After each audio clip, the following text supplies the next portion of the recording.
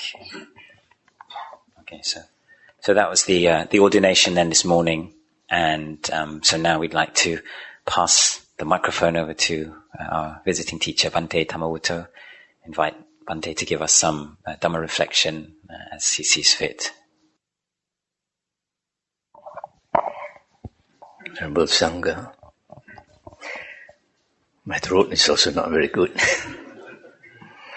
And I'm pretty exhausted. I haven't been able to sleep. I'd like to say a few things about the suttas. In the Digha Nikaya, Sutta 16, when the Buddha was about to pass away, Rebel Ananda asked him, whom should we take as our teacher after you are gone? And the Buddha said, take the Dhamma Vinaya that I have taught to be your teacher after I am gone. So these are very important words to us now that the Buddha is not around. The Buddha wants us to actually take his Dhamma and Vinaya to be our teacher. Now, what is the Dhamma? Vinaya, where people don't dispute about Vinaya because the 6 books of the Vinaya have not changed much since the Buddha's time. But the Dhamma has changed a lot. So, what is the Dhamma that the Buddha wants us to follow? In the Anguttara Nikaya 4.180, the Buddha said, spoke about the 4 great authorities, and he said basically that if any monk says that the Buddha taught such and such, the Buddha said that you should not accept it or reject it.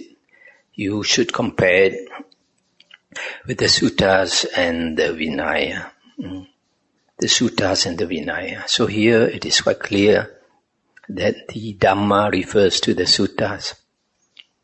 Now which suttas again? Because we have different types of suttas. We have the Mahayana suttas. We have the Theravada suttas. In the Vinaya books, the Buddha said that the true Dhamma will last 500 years.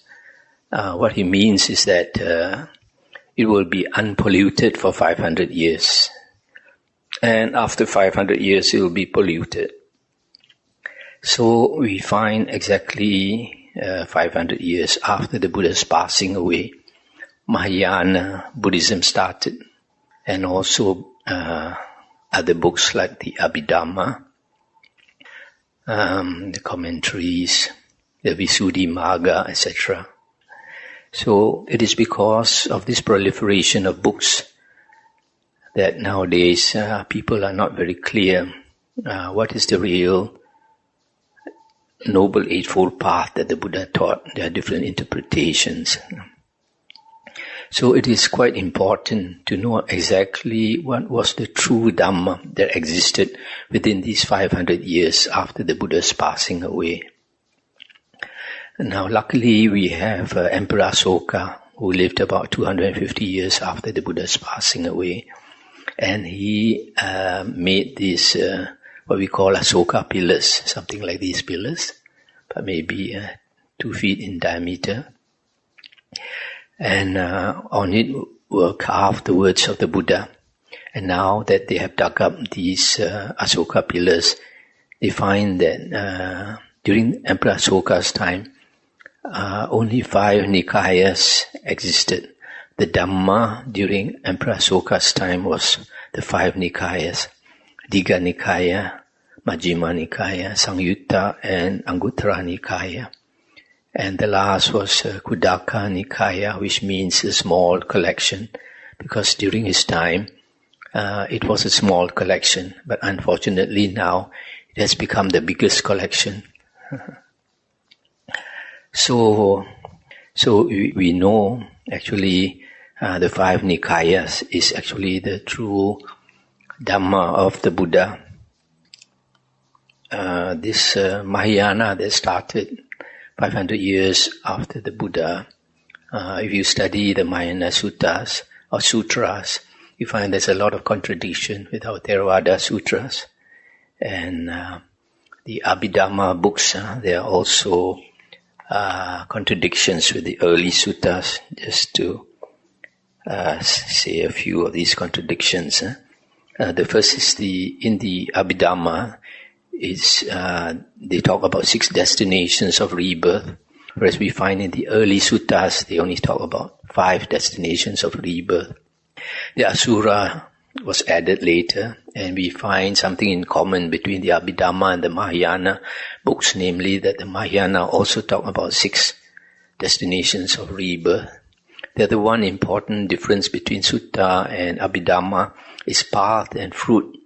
In the Abhidhamma, it is stated that the path will be followed by the fruit immediately, the next conscious moment.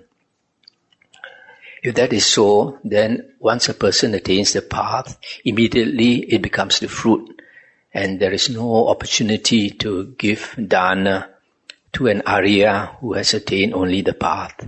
But in the Dakkhina Vibhanga Sutta, the Buddha talked about making offerings to the path attainer, the first path, the second, the first path attainer, the first fruit attainer, the second path, second fruit, third path, third fruit.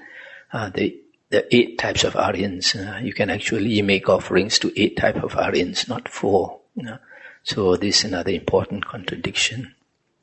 There are other contradictions, but if you have a look at my booklet called Samatha and Vipassana, it is mentioned there.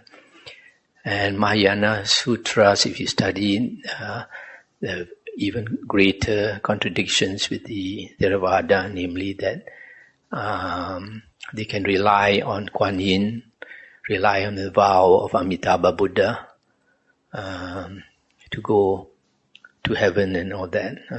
But in the original teaching, the Buddha said that nobody can help us.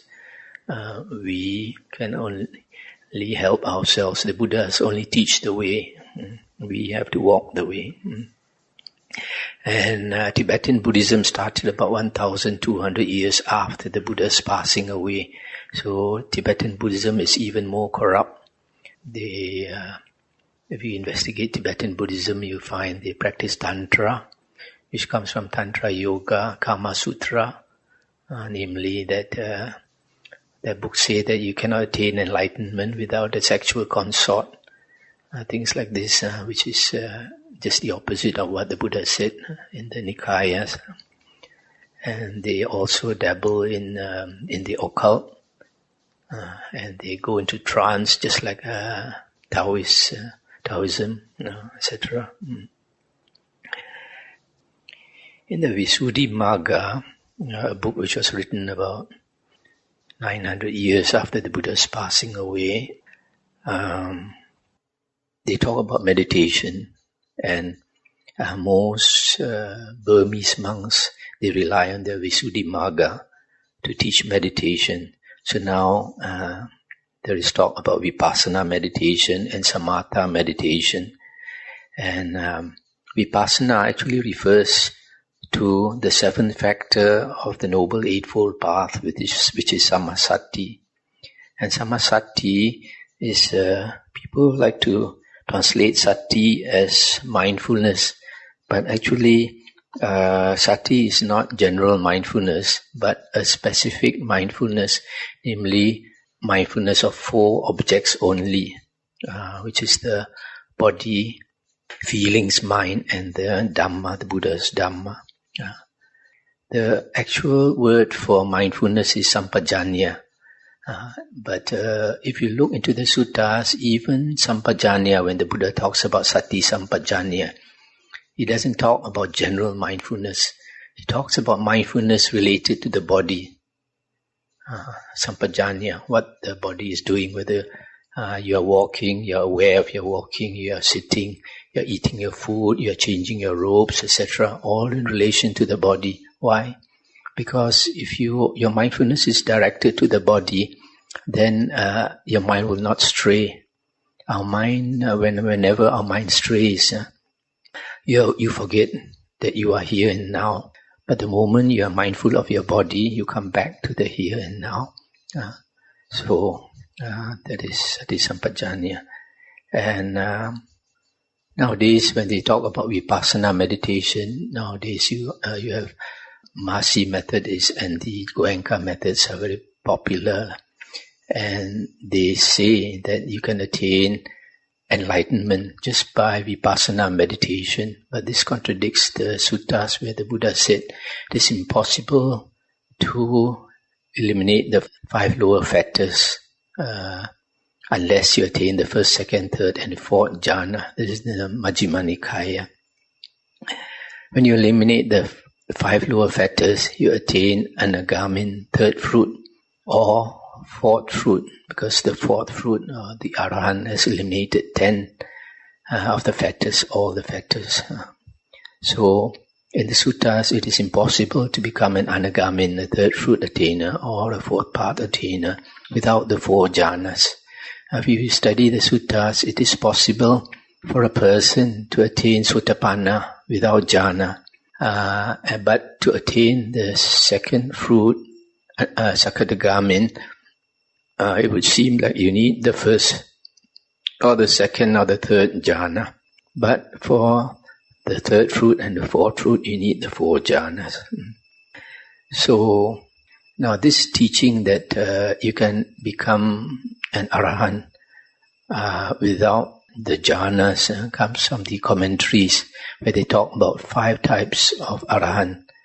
The one with 4 jhanas, the one with 3 jhanas, the one with 2 jhanas, 1 jhana, and 0 jhana.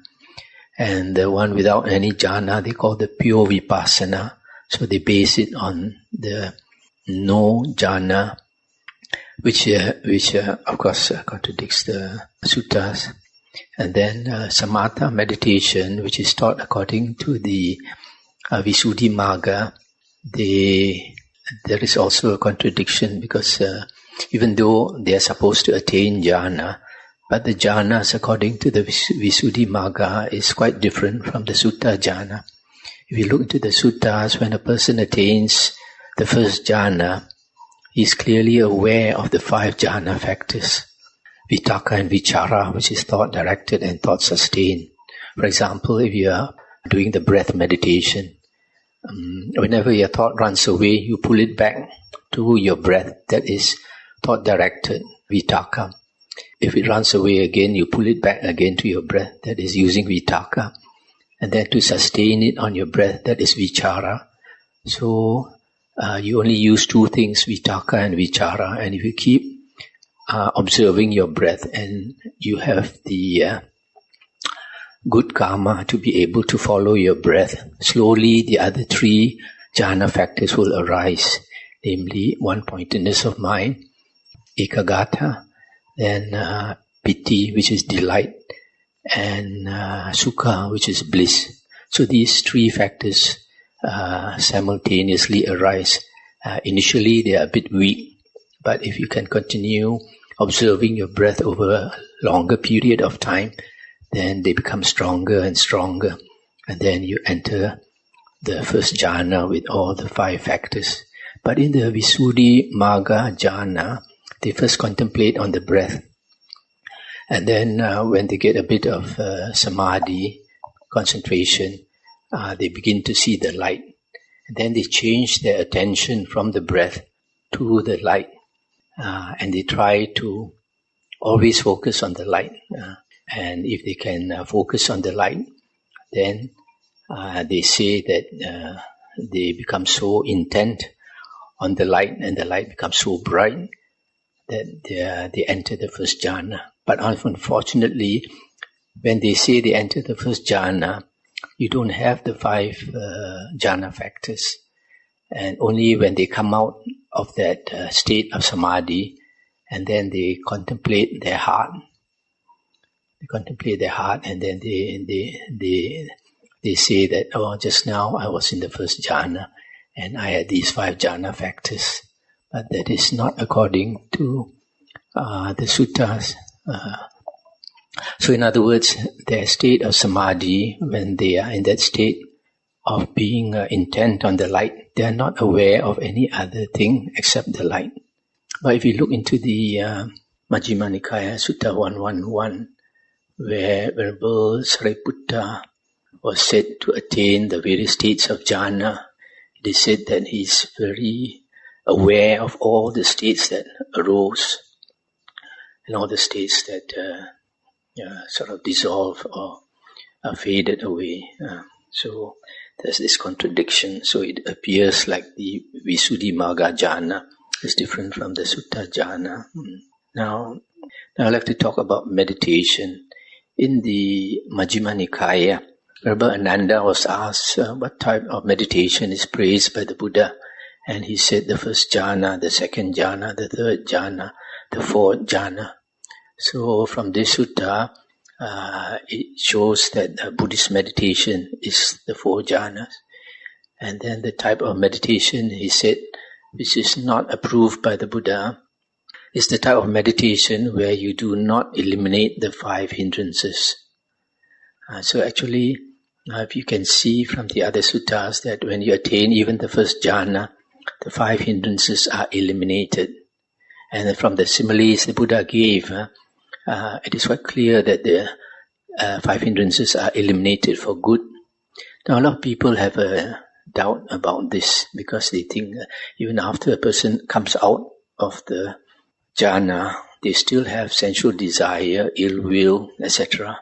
Now, there's a difference between elimination of the five hindrances and elimination of sensual desire, ill will, sloth and torpor, restlessness and worry, and doubt, these five hindrances. What is the difference? In the suttas, the Buddha said, these five things are called hindrances when they are very strong and they obsess the mind. Only when they obsess the mind, they are called hindrances, not when they are weak. So, when a person attains the first jhana, the mind becomes so focused that these five things drop to a very low level.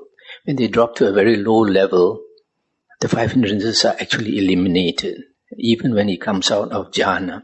To give you a simile, for example, if you have this tall grass, what we call lalang, maybe kusa grass in the suttas, very tall grass, say like 7 feet tall. And you try to walk through this 7 feet tall grass. They are a hindrance because you can't see in front of you, and they cut you if you try to walk through. So it's a big hindrance. But if I cut it down to 1 foot, there's no more hindrance. It is still there, but it's not a hindrance anymore. So when a person attains the first jhana, this is what happens. The five hindrances go down to a very low level. These five things are still there, but because they go down to a low level, it's just like the grass being cut down to from 7 feet to 1 foot. It is no more a hindrance at all. That's what is meant when the Buddha said that the five hindrances are eliminated. When a person attains the second jhana, they are even more weakened. For example, just a simile, the 7 feet tall grass, after becoming 1 foot, then it is cut down to 8 inches when you get the second jhana. And when you get the third jhana, it is cut down to 4 inches. But when you attain the fourth jhana, it is cut down to 1 millimeter. So little. That's why the Buddha says in the suttas, when a person attains the fourth jhana, he has deep wisdom, swift wisdom, sharp wisdom, javana panya, hasa panya. These are the words the Buddha used. So a person actually attains great wisdom only when he attains the fourth jhana. That's why to attain the Anagamina Arhan, you need the four jhanas. Now, in the Majjhima Nikaya, there's one sutta, I forgot the number, where a young Brahmin came to argue with the Buddha. His teacher was a famous Pukkarasati. He was very proud of his teacher. And when he came to argue with the Buddha said, your teacher Pukkarasati is enveloped by the five hindrances. It's impossible for him to see and know things clearly as they really are. So, what the Buddha means is that if a person has not eliminated the five hindrances, he has a blurred vision. He cannot see the Dhamma clearly. He cannot attain the vision of the Dhamma. He cannot attain stream entry. So what type of person has eliminated the 5 hindrances? There are 2 categories. One is somebody due to past life cultivation. He comes into this present life. He's a very intelligent person. A person who is very intelligent. He has a clear mind. He is a type of person without the 5 hindrances. In other words, these 5 things: sensual desire, ill will, sloth and torpor, restlessness and worry, and doubt are not strong. And the other type of person is he attains the jhanas in this very life. So you find in the, for example, the Vinaya books, the first 1060 arahants mentioned in the Vinaya books that the Buddha helped to attain arahanthood. All of them attain arahanthood by listening to the suttas. First, the Buddha taught the Dhamma to the 5 monks, the 5 bhikkhus. They attain enlightenment. Then the Buddha made Yasa. I'm sure many of you are very aware of the Vinaya books. Yasa come to him in the middle of the night. Yasa was a lay person with 4 wives. And he was not a meditator. But when the Buddha made him come to the forest and taught him about the 4 noble truths, he attained stream entry. The next morning, when the father came to look for him, the Buddha taught the same teaching on the 4 noble truths to the father. And Yasa, listening the second time, attained arahanthood. And then following that, he renounced, and his 54 close friends were astounded that he, coming from the richest family in the town, would renounce his family and his family and his wives, etc. And so one by one they came to see him because they thought his teacher must be very special. When they came to see him, he introduced them to the Buddha. The Buddha taught them the 4 noble truths in the same way, and all of these 54 attained arahanthood just by listening to the suttas. It shows they don't have the 5 hindrances. But they were laymen living a normal life. So this must have been something from the past life. And then when there were 60 arahants, the Buddha asked them to walk and preach the Dhamma. Then the Buddha went to look for 1,000 jatilas, matted hair ascetics. And he knew that because they had attained the 4 jhanas, that they would be quite arrogant because they have psychic powers. So the Buddha stayed with them several weeks and showed psychic power to them, to impress them, until they were convinced that the Buddha's psychic power was much greater than them. Then the Buddha told the leader, Kassapa, you keep thinking you're an arahant, but you are not an arahant. You're not even walking the path to become an arahant. It was like a slap in his face. So he got a shock, and then he started thinking. Then he acknowledged that the Buddha's cultivation was much higher. So he became, he shaved off his hair and his long hair, and became a disciple of the Buddha. And when the 999 other disciples saw, they all also cut off their locks of hair and became bhikkhus. And then the Buddha taught them one sutta, Adita Pariyaya Sutta, the fire discourse, because they prayed to the fire. So the Buddha knew that when the Buddha talked about fire, they would be all ears. So just listening to one discourse, 1,000 of them attained arahanthood. No meditation. So the Buddha didn't teach them meditation. So it's always, the first 1060 was always listening to the Dhamma. So actually listening to the Dhamma is vipassana. Because in samasati, the 4 things that you contemplate, actually the most important is the Dhamma. Without a good foundation in the Dhamma, without a good foundation in the suttas, you cannot attain even stream entry. Because it is clear that before the Buddha came into the world, before a Sammasambuddha preaches the Dhamma, you cannot find Arya in the world. You have so many types of meditators, so many types of yogis in India, all kinds of meditation they practice, even attaining psychic powers, but none of them becomes an Arya until the Sammasambuddha turns the Dhamma wheel. And then they listen to the Dhamma, then you get Aryas. Now in the Majjhima Nikaya, Sutta 117, the Buddha talked about practicing the Noble Eightfold Path. And the Buddha said very clearly that to enter the Noble Eightfold Path, you must enter by the first factor, which is right view. If you have not attained right view, you have not entered the Noble Eightfold Path. Now a lot of people are not aware of this, so they come into Buddhism and they think that meditation is the most important thing. But actually, listening to the Dhamma is the most important. In the Majjhima Nikaya, I think Sutta 43, it is stated that there are two conditions for attaining right view.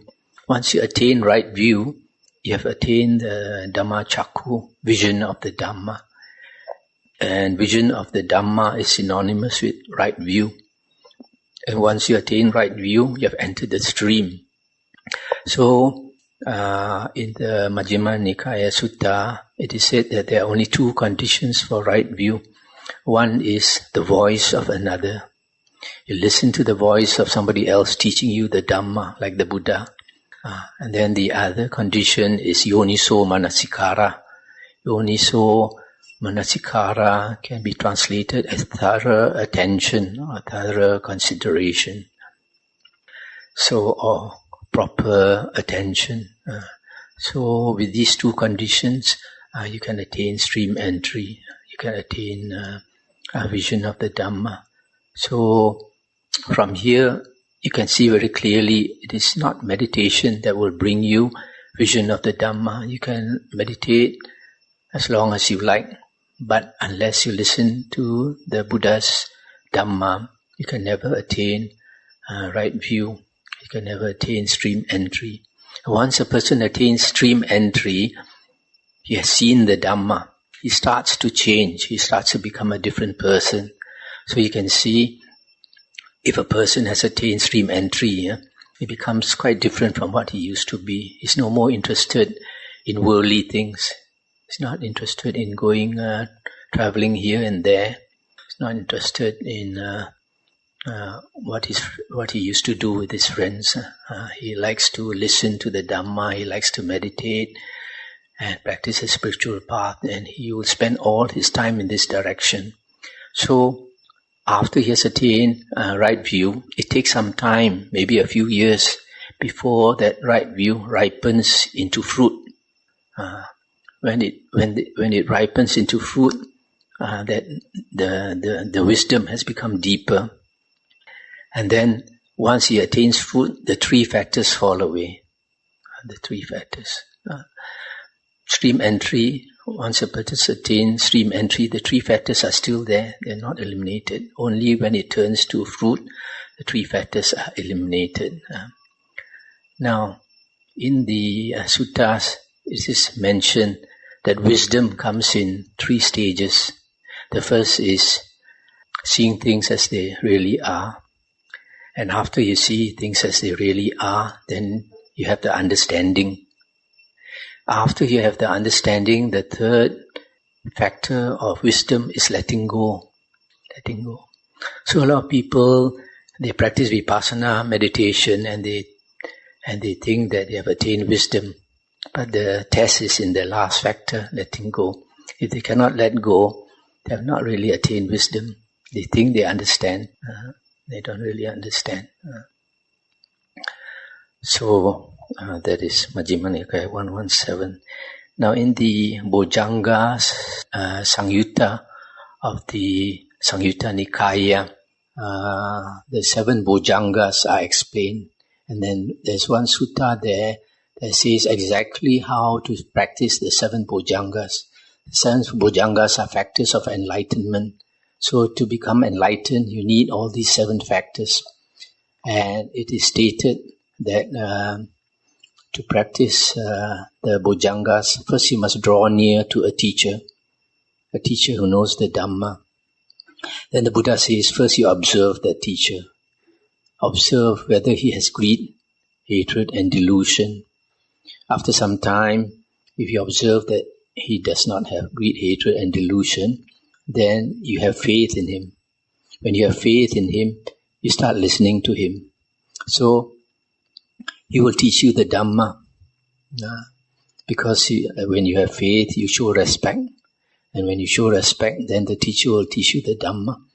And when he teaches you the Dhamma, you're supposed to remember it. To remember the Dhamma that you have learned. Now this is sati.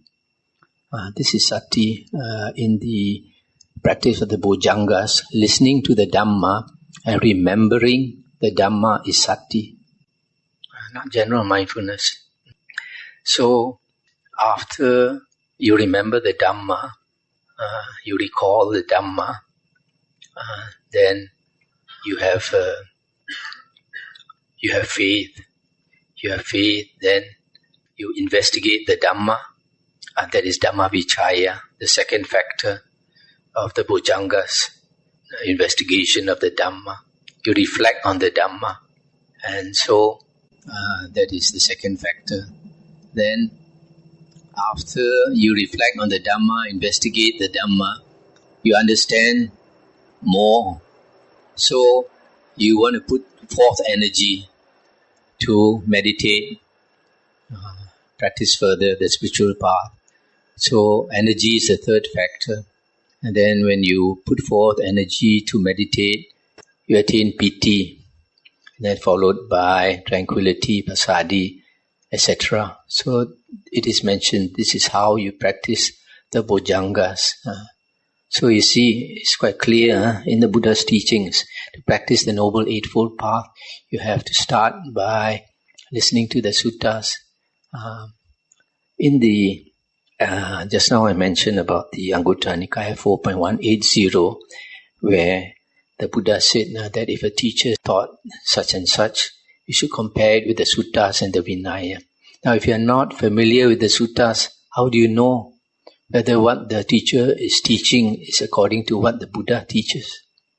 Nowadays, there's a lot of teachings which are contradictory to the Buddha's original teachings. So you will never know unless you investigate the suttas. I like to stress this. Why? Because I wasted 9 years.